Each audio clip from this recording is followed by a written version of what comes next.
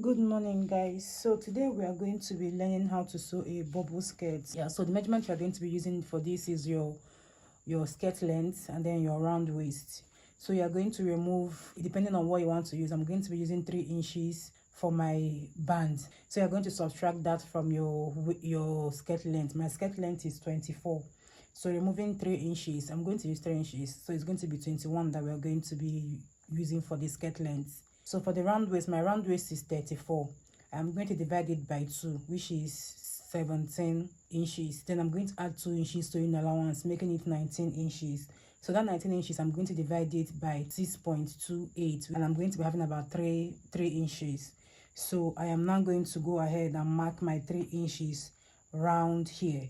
Remember that this my folding, I folded this fabric. You can see that it is folded into, like, this is for the front and back. So you're going to have, like, this is 2, 4, 6, 8. So these are like 8 pieces. So this is both for the front and the back, zip allowance included. You guys, I added 2 inches sewing allowance to my round waist. So I am going to go ahead and mark 3 inches here. So I'm going to mark, no, let me use this chalk so that it's very transparent. I'll mark 3 inches here, 3, round the circumference. So I'll go ahead and measure this place now and know what I have as my round, the circumference, the round length that is here, right? So what I'm having is 5 inches. So 5 inches, I'm going to multiply the 5 by 8 that we have here to make sure we have our round waist is enough. So what we're having here is 5 times 8, which is 40. 40 inches is very okay. So this, you can even make yours, it depends on how you want to make it. If you want a bubble skirt at the waist length to have more gather, right, you can even, you don't have to use the 6 point the measurement you got after dividing your round waist by 6 and 6.28. You might, instead of using 3, you can end up using 5 or 6. It depends on you, right? And these 3 inches I'm using is because of my round waist, so you have to use your own round waist to do the measurements. So I'll now go ahead right now and mark the skirt length. So I'll go ahead and cut out this here. I'll go ahead and cut out the waist as well. This is my lining for the inside. I'll go ahead and cut out the back side, sorry, the top side, the same length, right? So I'll go ahead and cut it out. So the next thing I'm going to do now, I want my lining to be shorter than my main fabric for it to have that balloon vibes. So I'm going to go ahead and remove 2.5 inches from the length, full length of the lining, just the lining. I'll remove 2.5 inches from it. I'll go ahead and open up these edges. This is the pattern for the outfit. So you can see this is 4 pieces. So these 2 will be for the front and these 2 will be for the back. So I'll go ahead and join all the pieces. This front, this is the front, and then this is the back. So we are going to go ahead and cut out the band for the waist of the skirt. So this is my remaining fabric. It's not enough to give me my full waist length. Remember, my waist length is 34, but I'm going to cut out 36 because of sewing allowance, right? So I'm going to go ahead. So this is going to be just 1, right?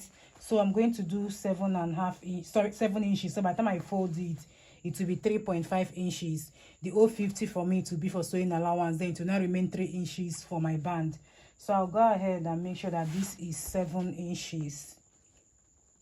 Then I'm going to cut it out. I am going to join this place together so that it will become a long band. And after doing that, I now go ahead and fold it this way, right? This is what you're going to have. You're now going to have 3.5 inches. The 050 is going to be for sewing allowance. Then when you are done with that, so you are going to turn just one side of this way and iron it down for the band. I hope you understand what I did there, but I'll still show you guys when I'm done sewing it together and then I'm turning it. You can also add your facing at this point, your interfacing. After you have joined this together to be one, you can also join put your stay to make this a whole lot firmer. So you can see that the main skirt is longer than the lining. So by the time we finish sewing it, it is going to pull this in. You can see here that I've gone ahead to join the fabrics together. The front part I've joined it, then the lining I've joined it. Please don't overlook my lining. I've had this fabric for a long time, so it has a lot of stains. I can't use it again to sew normal clothes, so I'm using it to sew for this one. I will still wash this skirt obviously before I wear it. Then I'm going ahead, I'm showing you guys the round waist of this skirt. I want to gather it so that it can come to my round waist, even though there is no much difference, but you know, it's bigger than my round waist. The next thing I am doing now is to join this skirt from the downside. So I'm going to get both the lining and the main fabric, the front side of each the fabric and the lining facing each other, meaning that the back side of the fabric and the back side of the lining is not facing each other. So you know where we joined it, I'm using pin to, you know, join those places together, so that align them together, so that when I'm sewing it, I don't have any mistake, you know, or any miss joining the line how it's supposed to be. After doing that, I also went ahead to, you know, notch the centers of each flare, so that, you know, it's going to be properly aligned. There is no mistake for any reason. Then I'll go ahead and sew it and also top stitch it so that it can stay in place and flat. Now that I am done sewing the down part, the next thing I am doing now is to align the lining, the round waist of the lining and the fabric together. This time around, the back sides, the wrong sides of the fabric are going to be facing each other, meaning that the right side of the fabric and the lining are not facing each other. So I'm going to align that at the round waist so that I can sew it together, and then it's going to be one before I go ahead and fix my zip and my band. You remember when I was talking about this band side during the cutting stage? So we have reached that side. I have finally successfully joined the bands together. So after joining it together, I'm ironing it down flat so that it's going to, you know, be seamless. Then I will now fold the band into two. So I'm going to be having 3.5 inches. After I'm done folding it, I'm going to just fold one side of the band by 0.50. That's 0.50 that is supposed to be our sewing allowance. That is the only part I'm going to fold. I'll go ahead and iron it down just one side. I'm not going to do it for the other side.